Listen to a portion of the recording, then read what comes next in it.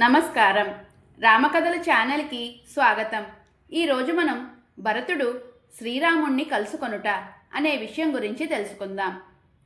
భరతుడు దూరం నుంచి శ్రీరాముని ఆశ్రమం నందు హోమ పొగలను గమనించి ఇచ్చటనే శ్రీరాముడు ఉన్నాడు అని భావించి వశిష్ఠ మహర్షితో మా తల్లులను త్వరగా తీసుకుని రండని చెప్పి శత్రుఘ్నుడు గుహుడుతో కలిసి త్వరగా ఆశ్రమం వైపుగా సాగెను.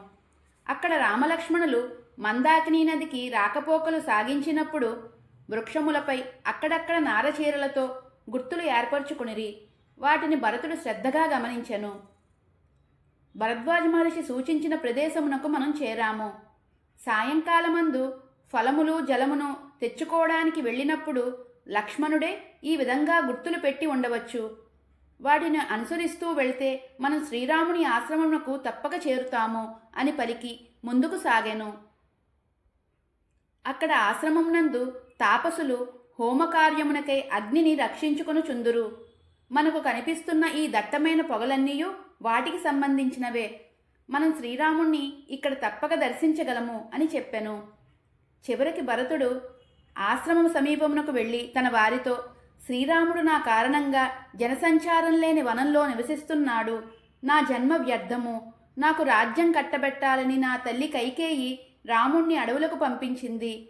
నేను లోకనిందకు గురి అయ్యాను. ఎలాగైనా నేను రాముణ్ణి శరణు వేడి ఖచ్చితంగా అయోధ్యకు తీసుకుని వెళ్తాను అని విలపించెను. అంతట భరతుడు ఒక క్షణకాలం పాటు పర్ణశాలను పరికించి చూచెను. అక్కడ శ్రీరాముడు నారచీరలను ధరించి సీతాలక్ష్మణులతో కూర్చొని ఉండెను. రాముణ్ణి దర్శించిన భరతుడు తీవ్రంగా దుఃఖించుచు తన వారితో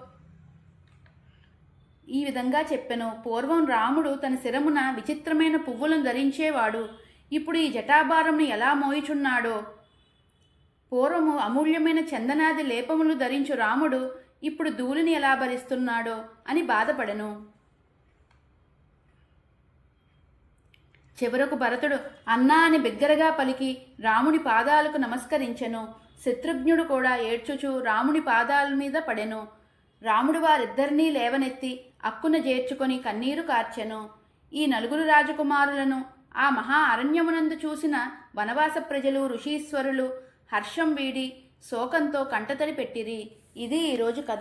తదుపరి భాగంలో మరో అందమైన సంఘటనను తెలుసుకుందాం. ధన్యవాదములు. జై శ్రీరామ్.